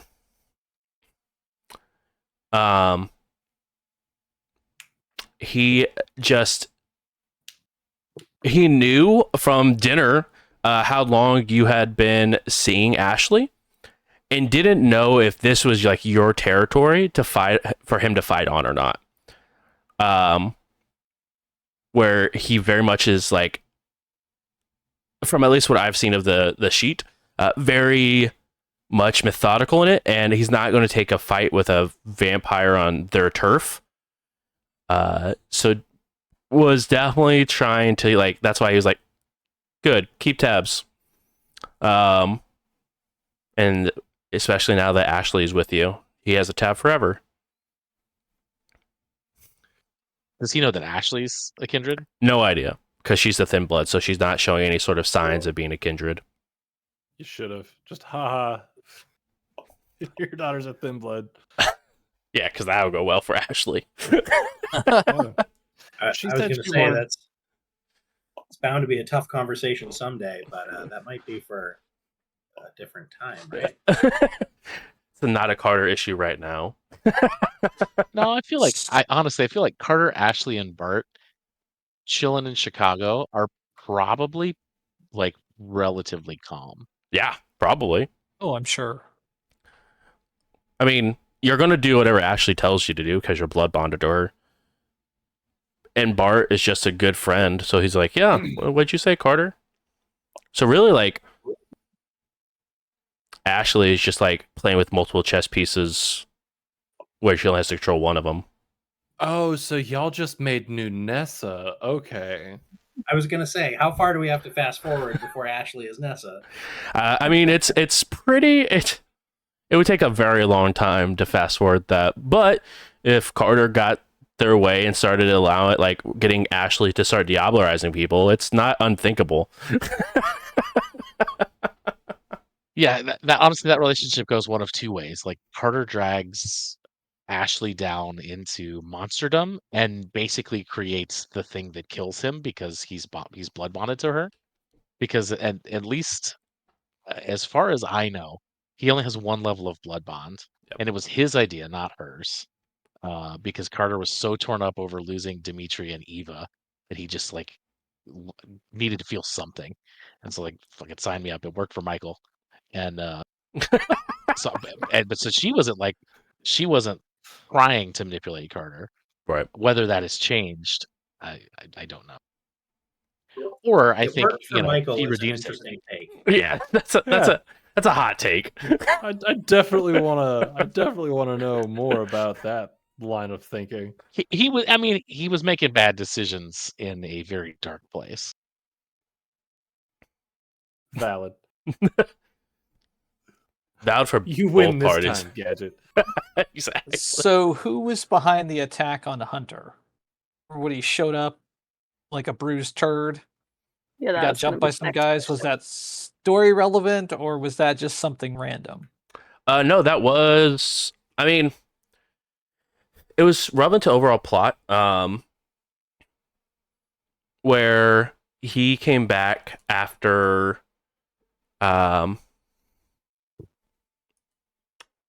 going and picking up some stuff, and he actually bumped into Beverly, and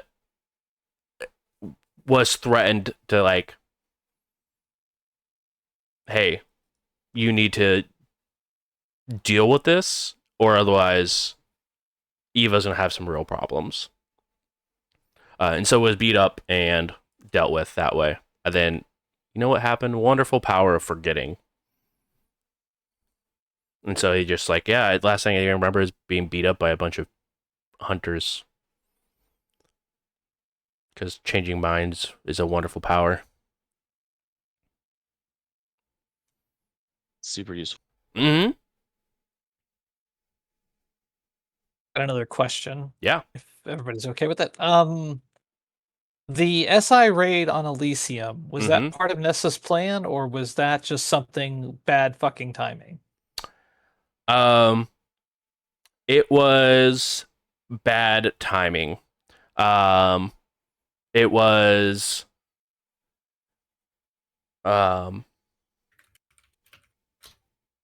obviously you guys got got a lot of paperwork.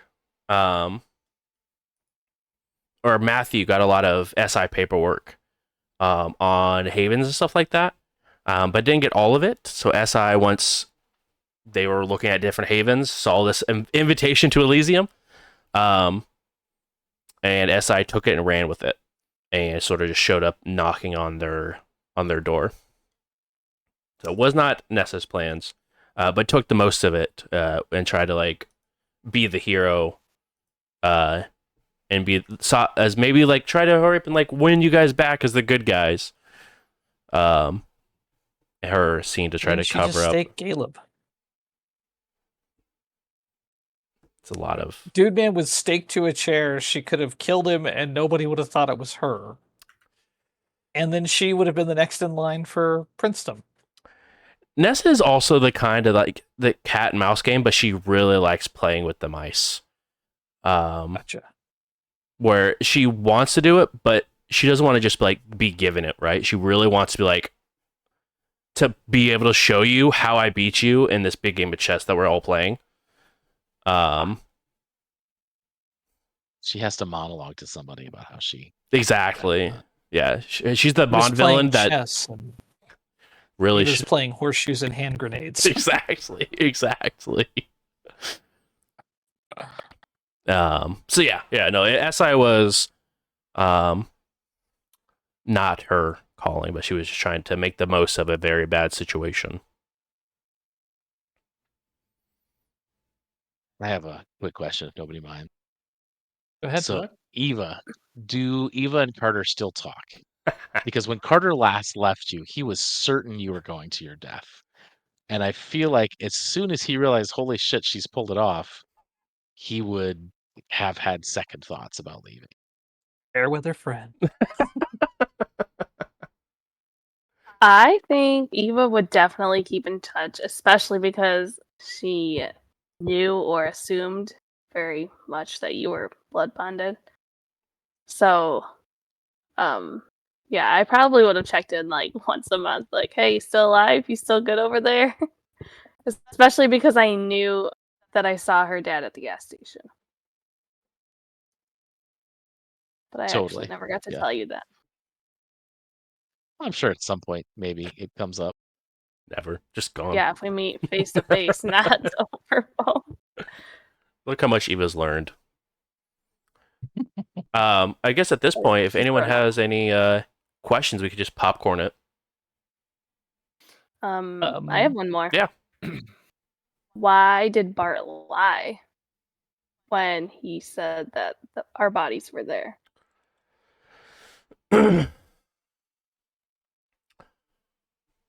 A lot of problems for Bart go away if you guys aren't there. And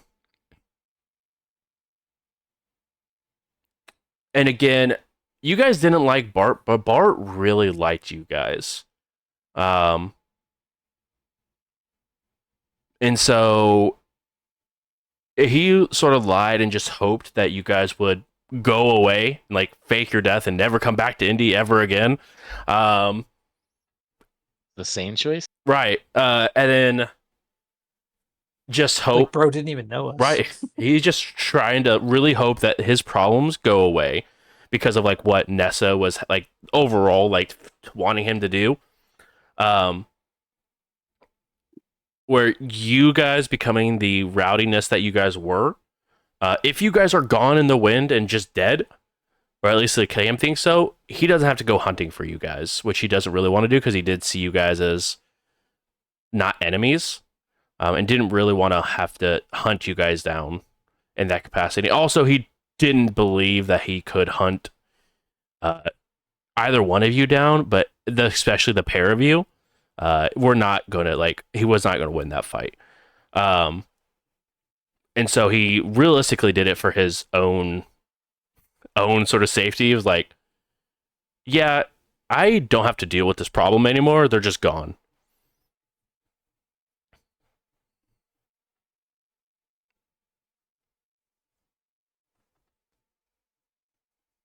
So the stolen artifacts, we know that Carter retrieved the book, but who stole it to begin with, and what happened to the cross and the pyramid?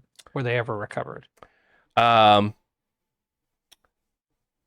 Originally, a bunch of anarchs went through and stole them, all under X's guidance, as under his underneath his rule.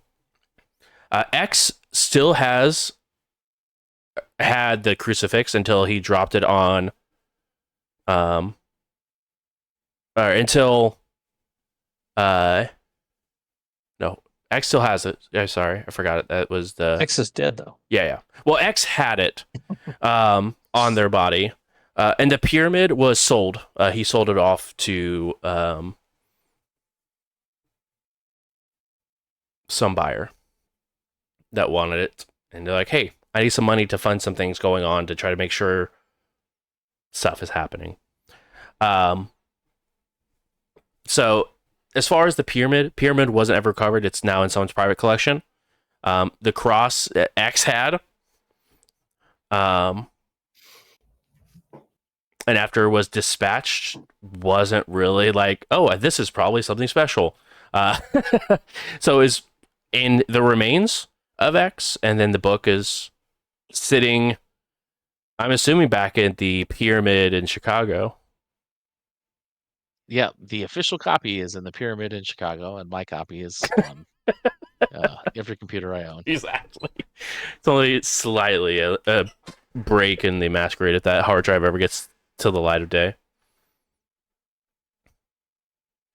And I guess probably my last question would be, during in our kind of typed chat, play by post kind of thing that we were doing when we headed out to Boston, the last thing Dimitri did before hitting the road was opening up the U-Haul at the bottom of that river and releasing all those bodies. Mm-hmm. Did that have anything to do with the return of SI? It did. Weirdly enough, a bunch of bodies popping up that were labeled as missing or have gone to vacation and then randomly reappearing a year and a half later, definitely raised a lot of suspicions for SI to come back to Terre Haute. And guess what? They have a very big headquarters in Indianapolis where they could put their foot down in.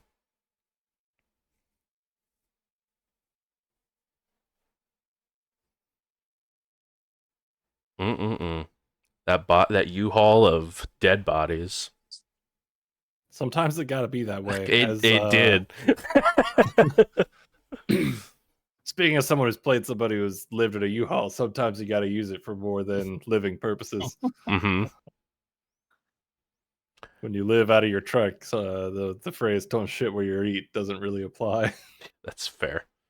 We'll go ahead and go around the room and ask one final question from everyone if you guys have one. If you don't have one, no big deal. You can just say pass, but and we can come back around if no one else has any. I feel like all of my questions that I have are really like superficial. That's fine. We don't need all the deep methodical questions.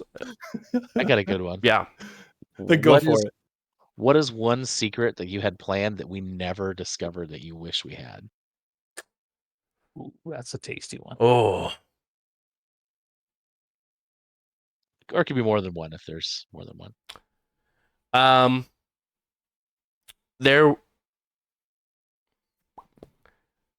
Let's see. That is such a good question. I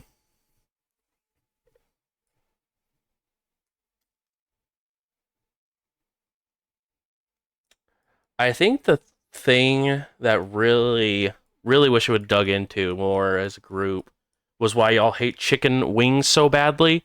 No. Nice.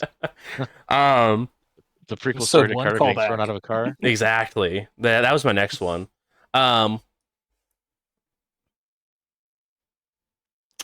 Was actually sort of it originally started in Dimitri's Session Zero, but Miles and his group of Thin Bloods that was trying to make a name for themselves and take back some of their area that they lost inside of Indianapolis was a sort of a thread that dangled for a minute. It got brought back up very short-lived when Dimitri, I think, saw Miles or got a call from Miles randomly. No, it was Ashley told me that he was still alive. That's right. Where that thread could have opened up a lot of interesting and more thin blood oriented portion of the game instead of them just being taken and out of Terre Haute and given for favors. But that's really the biggest one, or the reason why Nessa was wanting all the barons that you guys were giving to her. Just assume she was playing Pokemon. Gotta catch them all. Yeah. No, it was for science. Did anybody have a cool storyline for their character or idea for their character when they were starting that they felt like they never really got to explore? Actually, yes. If anybody else wants to jump in on that before I go, then feel free to. No, go ahead. Okay. Part of Michael's existence before the coterie, as we know, was mercenary work, info broking, general ne'er-do-welling, that kind of stuff. And let me make sure that I'm saying it right. Michael had infamy, or whatever it is, the negative quality, right, that we never really dug into at all, and also had a stalker that we never dug into.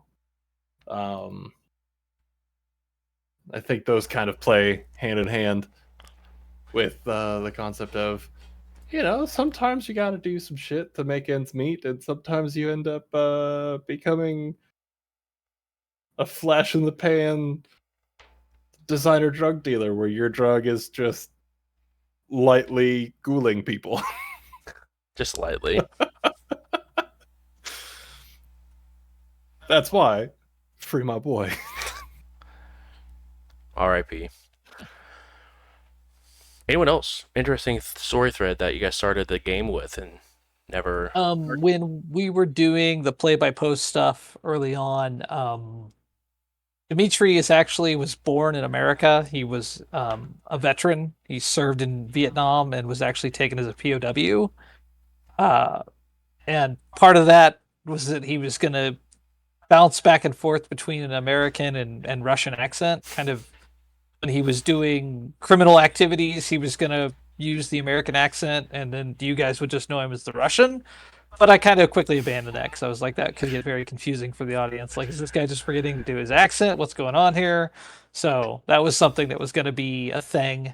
It was a thing in the play-by-post because, that way he could talk to people, face to face, and then call them later on the phone and sound like a completely different person and fuck with them. And so, but I forgot all about it was that. it was going to be untenable to do on an actual play. Yeah. He obviously just had a close encounter with the flamethrower in Vietnam, which is why barbecue Dimitri did not have a Russian accent. Exactly.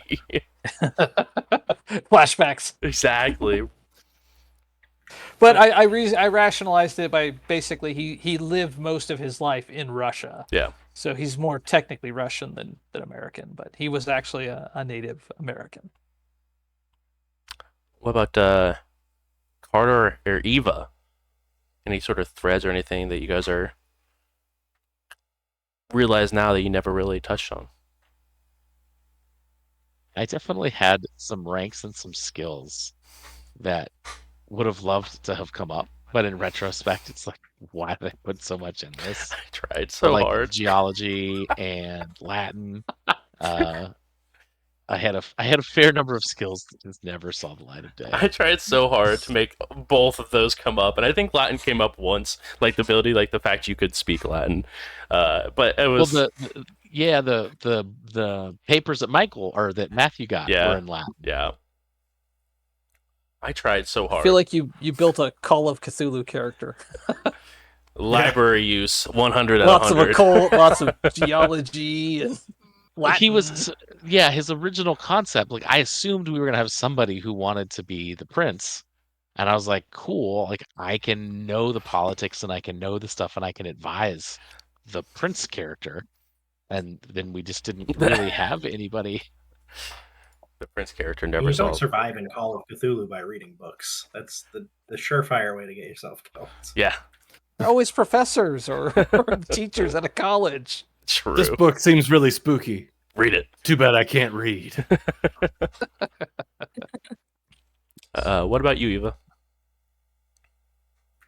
No, Eva was built to just kind of ride it out and see where it went. So, she was a newbie. She didn't even know anything about the Cameron arc. Yeah, that's fair. Until we met, basically. So, she had no idea what she was getting herself into. Now, she needs Carter for all the advice. Yeah. I advise It's on the other side. Exactly. Any other questions? Yeah. I'm assuming Caleb was in his right mind when he named his Primogen.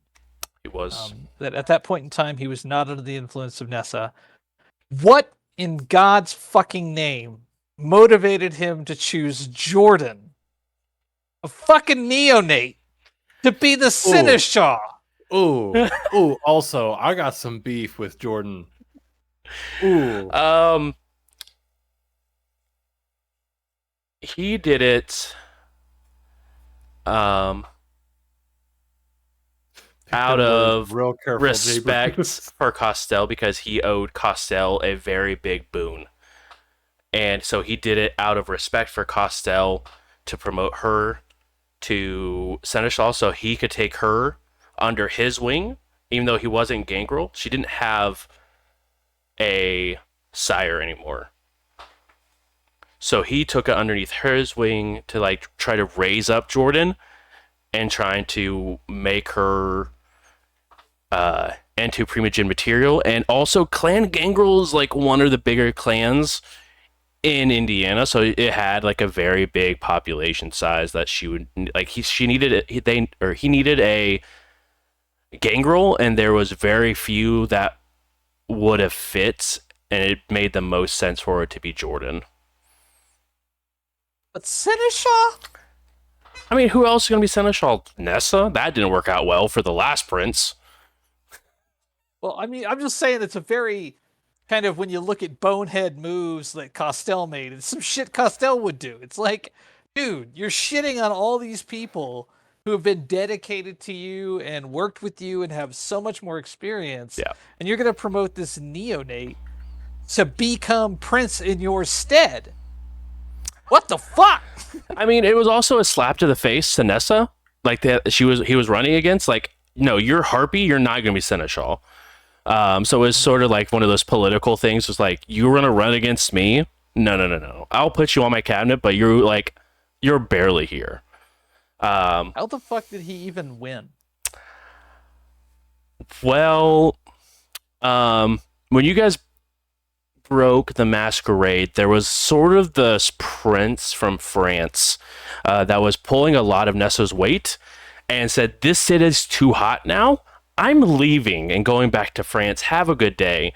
And so Nessa just didn't have the extra gunpowder to keep going compared to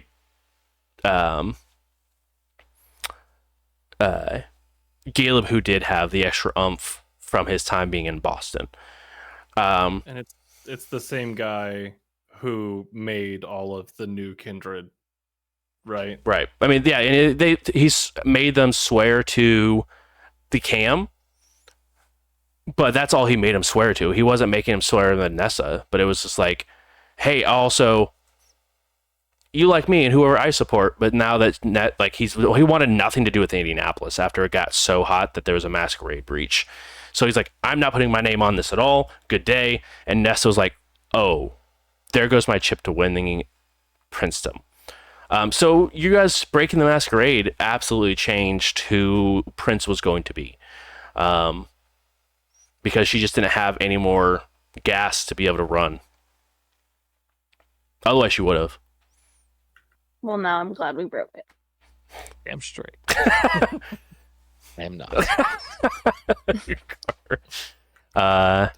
There's a pretty cool pay raise involved if Nessa won for Michael. That's sort of true. Michael would have been a Harpy.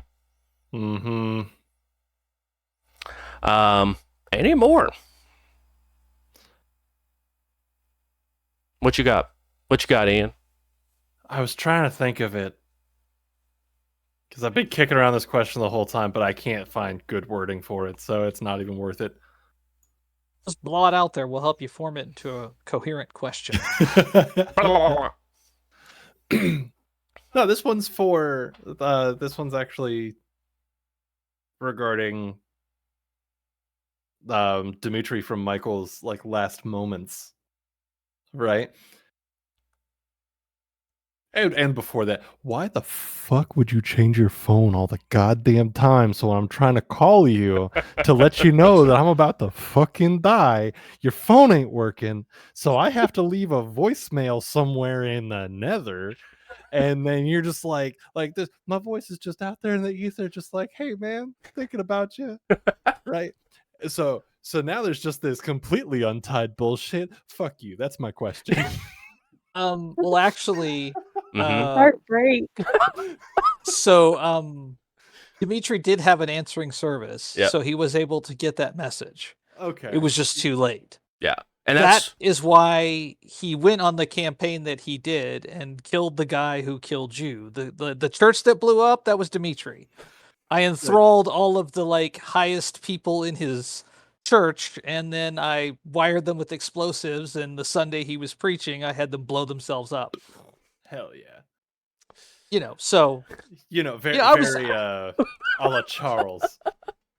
and that's definitely. I was like, hey, that worked before. I'll try that again. but with more. What is Well, and then, Dimitri's humanity score now?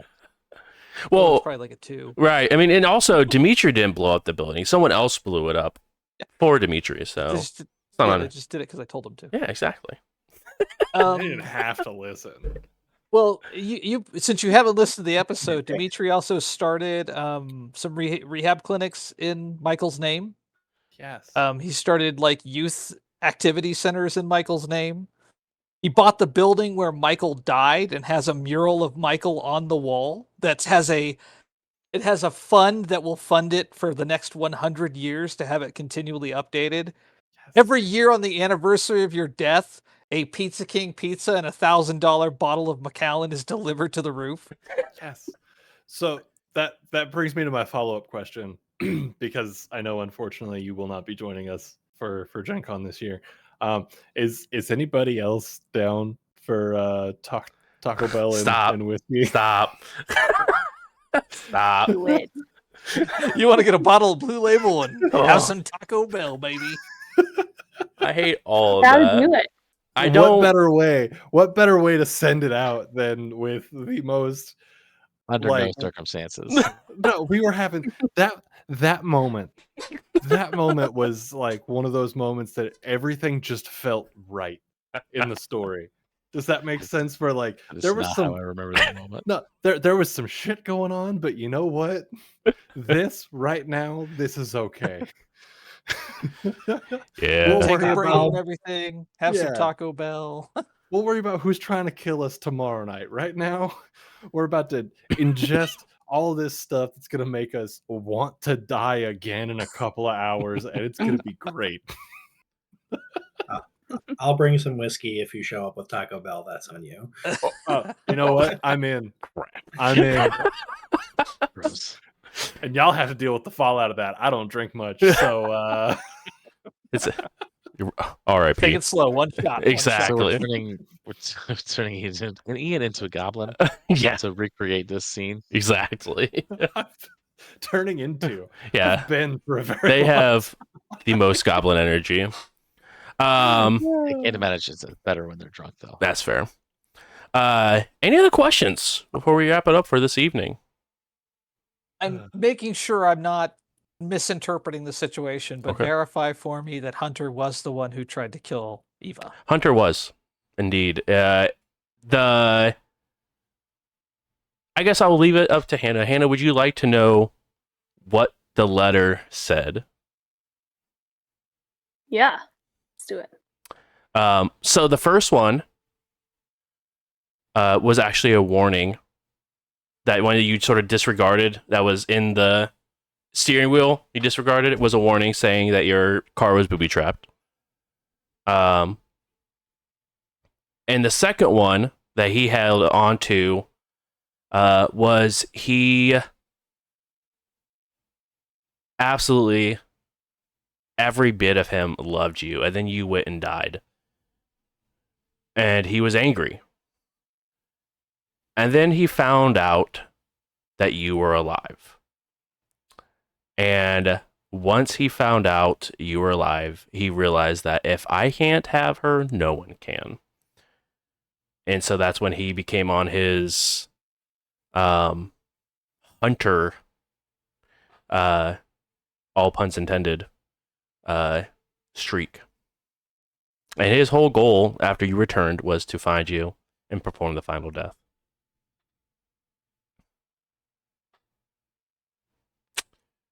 But it was a very, very angry and very love-filled letter. Hell hath no fury like a hunter scorned. Yeah. Sort of. That's what happens. I mean, he was bloodbound to Eva for a year and a half, 2 years. Probably longer, yeah. And that's like, you know how you can miss a month and it goes down a little bit, but you're still bonded. No, Eva kept that up at max every single month. Hey, Eva kind of sucks though, dog. Like,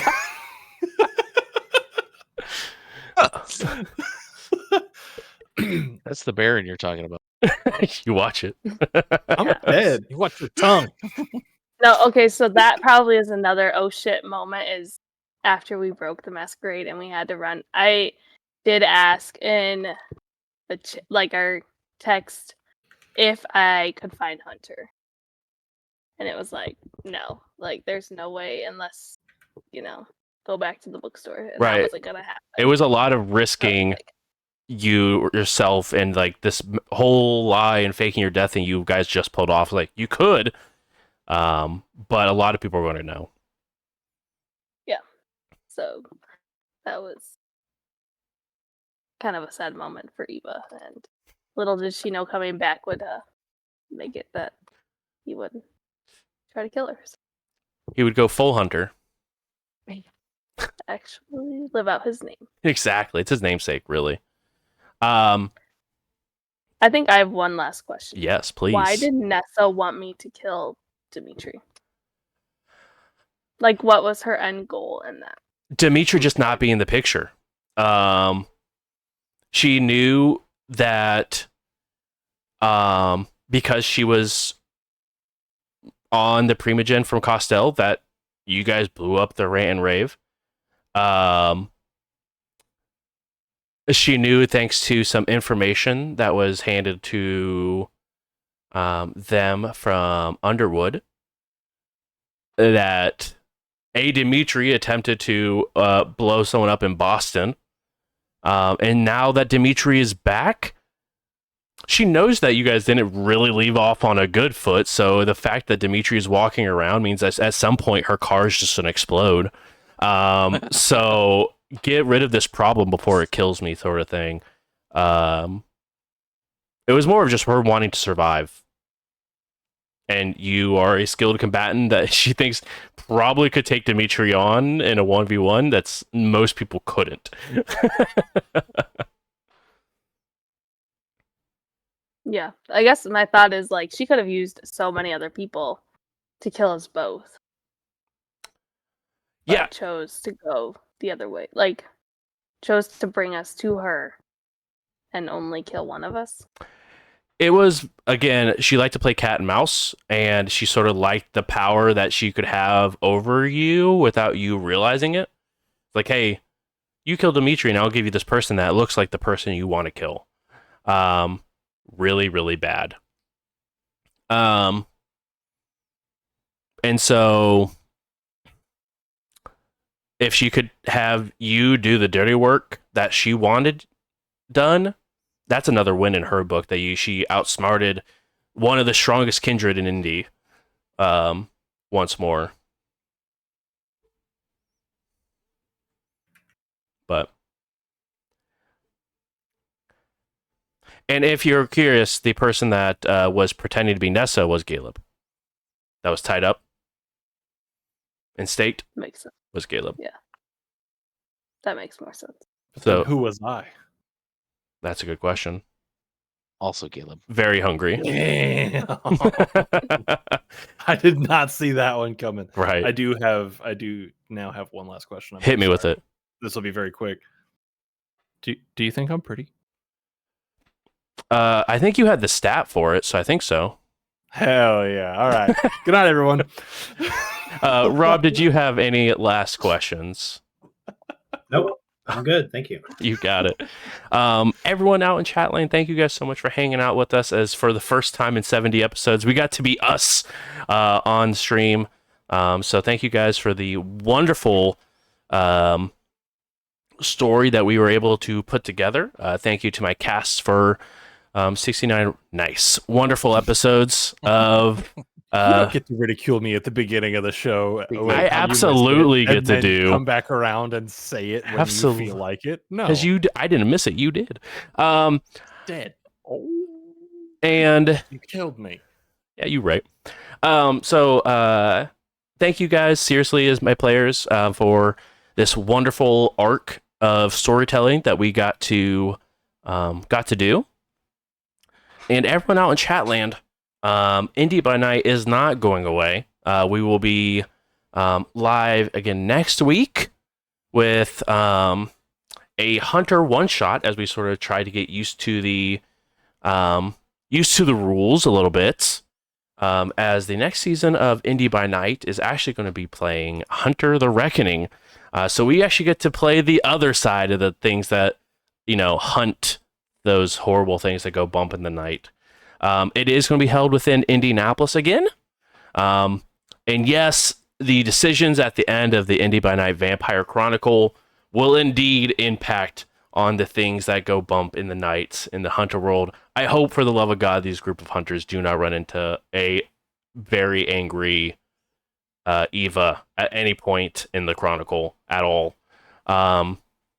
Spoilers, I'm building a hunter whose goal is to just kiss every vampire they meet, so... They'll probably take that bet. But as sort of a schedule, we do have next week, we'll have the Hunter one shot. On 6/11, we will be missing that week as we will be going ahead and taking some time off as we have some cast members who are taking vacation, I guess.